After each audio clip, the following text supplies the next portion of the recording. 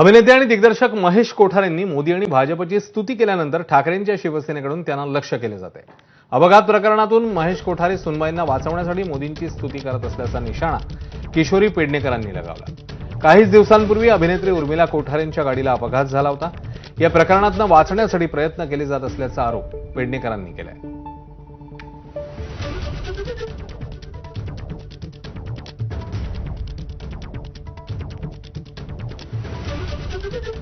ते कलाकार आहेत, बरोबर आहेत। सुनबाई अडकले एका ॲक्सिडेंटमध्ये, कसं वाचवायचं अशी मुक्ताफळं सुमन उधळल्याशिवाय आणि जी काय एक संस्कृती तयार होते, मी नाव नाही घेणार कारण कुठल्याही जातीचा मला अपमान नाही करायचा आहे, जे त्या छत्रपती शिवाजी महाराजांच्या काळापासून ज्या संस्कृतीने पूर्ण महाराष्ट्रावर शौर्य दाखवलं, पण शौर्याबरोबर कौर्य पण दाखवलंय, मी एवढंच म्हणेन।